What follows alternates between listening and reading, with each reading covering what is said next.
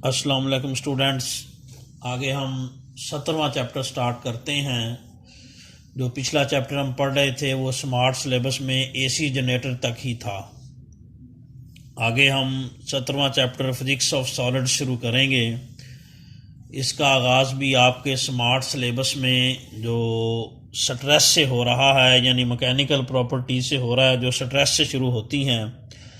तो स्ट्रेस की डेफिनेशन पढ़ने से पहले इलास्टिसिटी की डेफिनेशन हम डिस्कस करेंगे। इलास्टिसिटी किसी बॉडी की वो प्रॉपर्टी होती है कि फोर्स अप्लाई करें तो बॉडी की शेप में चेंज आ जाए, फोर्स अप्लाई करना बंद करें तो बॉडी अपनी असली हालत में वापस आ जाए। इसको इलास्टिसिटी या लचक कहते हैं। और जिन बॉडीज़ में ये इलास्टिसिटी होती है उनको लचकदार अजसाम या इलास्टिक बॉडीज़ कहा जाता है। ये सॉलिड्स में पाई जाती है और इसकी जो मेजर डेमोन्स्ट्रेशन हमें नज़र आती है, ज़्यादातर हम जिन बॉडीज़ में हम ये इलास्टिसिटी वाली प्रॉपर्टी देखते हैं प्रैक्टिकली, जैसे स्प्रिंग होता है या रबड़ वगैरह है, उसमें बड़ी डोमिनेंटली हमें ये प्रॉपर्टी नज़र आती है। तो स्ट्रेस की डेफिनेशन ये है कि एक इलास्टिक बॉडी पे हम फोर्स अप्लाई करें तो फोर्स डिवाइडेड बाय एरिया, इसे स्ट्रेस कहते हैं। Force applied on unit area is called stress. तो अगर इसका हम यूनिट पढ़ें, ये डेफिनेशन ही है, पेपर में शॉर्ट क्वेश्चन के तौर पर पूछी जा सकती हैं। स्ट्रेस की डेफिनेशन बनेगी force applied per unit area is called stress. Formula इसका फोर्स डिवाइडेड बाय एरिया होता है। इसका यूनिट, फोर्स का यूनिट न्यूटन होता है और एरिया का यूनिट मीटर स्क्वायर होता है। इसका यूनिट बनेगा न्यूटन पर मीटर स्क्वायर। ये स्ट्रेस का यूनिट होता है। तो स्ट्रेस की 3 टाइप्स होती हैं। पहली जो किस्म है वो है ये टाइप्स ऑफ स्ट्रेस। अगर हम देखें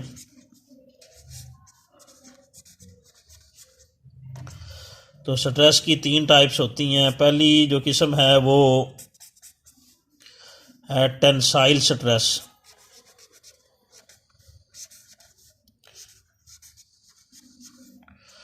वो स्ट्रेस जिसकी वजह से बॉडी की लेंथ में चेंज आ जाए उसे टेंसाइल स्ट्रेस कहा जाता है। जैसे एक रबड़ पर हम फोर्स अप्लाई करें, यूं करके उसे खींच दें, उसकी लंबाई में इजाफा हो जाए, तो या कंप्रेस कर दें, जैसे स्प्रिंग को हम कंप्रेस करते हैं, उसकी लंबाई कम हो जाती है। तो अगर स्ट्रेस की वजह से लेंथ में चेंज आ जाए तो ये वाली स्ट्रेस जो है वो टेंसाइल स्ट्रेस कहलाती है।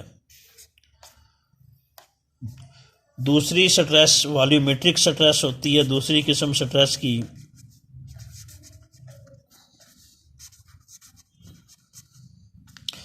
वॉल्यूमेट्रिक स्ट्रेस नाम से ज़ाहिर है ये उस वक्त प्रोड्यूस होती है अगर स्ट्रेस अप्लाई करने की वजह से, यानी फोर्स अप्लाई करने की वजह से बॉडी के वॉल्यूम में चेंज आ जाए।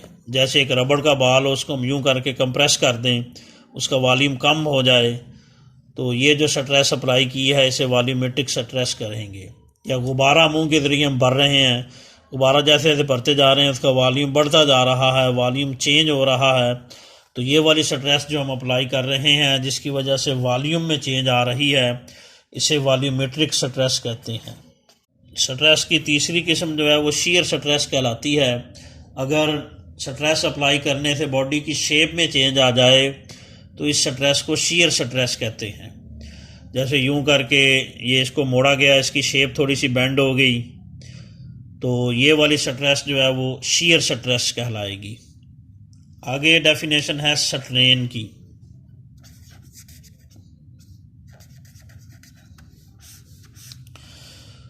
तो measure of deformation produced due to stress is called strain. Strain basically क्या होता ही है, ये मेजर ऑफ डिफॉर्मेशन। डिफॉर्मेशन का मतलब जो तब्दीली आई है बॉडी में उसको मेजर करने का नाम स्ट्रेन होता है। Measure of deformation due to applied stress. Stress की वजह से जो डिफॉर्मेशन आई है, चाहे वो लेंथ में आए, चाहे वो वॉल्यूम में आए, चाहे वो शेप में आए, तो स्ट्रेस की वजह से जो डिफॉर्मेशन प्रोड्यूस होती है उसको मेजर करना मेजर करने को स्ट्रेन कहते हैं। स्ट्रेन की शक्ल में हम उसे मेजर करते हैं। तो स्ट्रेन की भी 3 टाइप्स होती हैं। जिस तरह स्ट्रेस की 3 टाइप्स होती हैं, वैसे स्ट्रेन की भी 3 टाइप्स होती हैं। ये भी याद रखिए एक अहम पॉइंट कि स्ट्रेस की वैसे तो 3 टाइप्स होती हैं, लेकिन इन तीनों टाइप्स का फार्मूला एक ही होता है, फोर्स ओवर एरिया। लेकिन स्ट्रेन की जो 3 टाइप्स इसी तरह बनेगी, उनमें हर एक का फार्मूला भी मुख्तलिफ होगा। तो ये याद रखें, एक स्ट्रेस अप्लाई करने की वजह से जो डिफॉर्मेशन प्रोड्यूस होती है उसे स्ट्रेन कहते हैं। उसको स्ट्रेन की शक्ल में हम मेजर करते हैं, चाहे वो डिफॉर्मेशन लेंथ में आए, चाहे वॉल्यूम में आए, चाहे शेप में आए, ये डिफॉर्मेशन स्ट्रेन कहलाएगी। तो स्ट्रेन की भी 3 किस्में हैं। पहली किस्म जो है वो है टेंसाइल स्ट्रेन।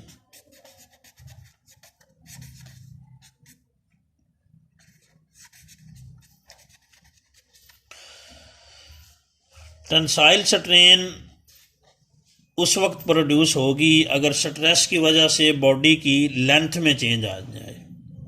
तो deformation in length is called tensile strain. जो लेंथ में चेंज आई है उसको मेजर करना टेंसाइल स्ट्रेन कहलाता है। टेंसाइल स्ट्रेन का जो फार्मूला है वो यूं बनेगा, change in length divided by original length.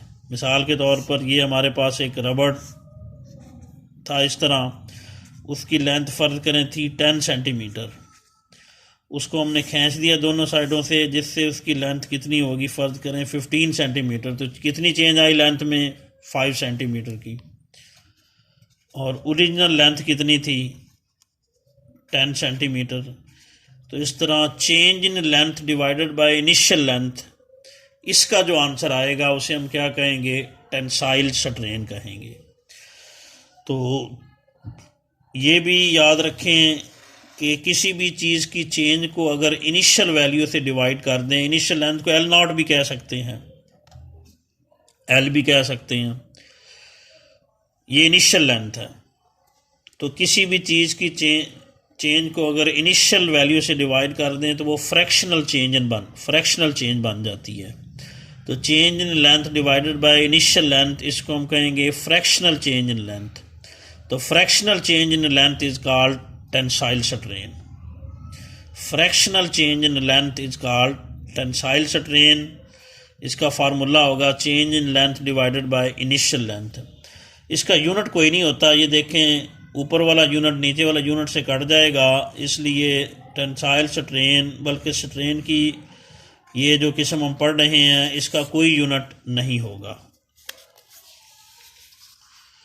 आगे है जो स्ट्रेन की दूसरी किस्म, वो है सेकंड टाइप ऑफ स्ट्रेन हम पढ़ेंगे, वो है volumetric strain.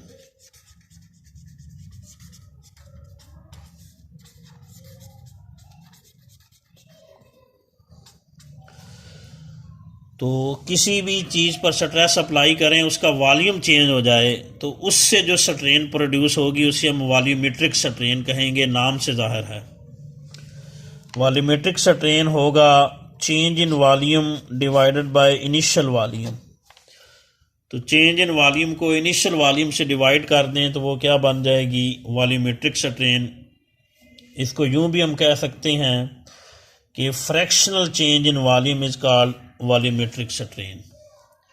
Fractional change in volume is called volumetric strain. क्योंकि अभी बताया था किसी भी चीज़ की चेंज को अगर हम इनिशियल वैल्यू से डिवाइड कर दें तो वो फ्रैक्शनल चेंज हो जाती है। तो change in volume over initial volume is called fractional change in volume. तो वॉल्यूमेट्रिक स्ट्रेन की हम डेफिनेशन यूँ भी कर सकते हैं कि fractional change in volume is called volumetric strain, या fractional change in volume due to applied stress is called volumetric strain. इसका formula change in volume divided by initial volume होगा। फ़र्ज़ करें यूँ करके एक बैलून था, उसका वॉल्यूम फ़र्ज़ करें 10 क्यूब सेंटीमीटर था, उसमें हमने हवा भर दी, वो बड़ा हो गया, उसका वॉल्यूम फ़र्ज़ करें 15 क्यूब सेंटीमीटर हो गया। तो वॉल्यूम में कितनी चेंज आई? 5 क्यूब सेंटीमीटर की। एक फ़र्जी एग्जांपल है। और इनिशियल वॉल्यूम कितना था 10 क्यूब सेंटीमीटर, तो इनकी जो रेशो होगी 0.5 बनेगी।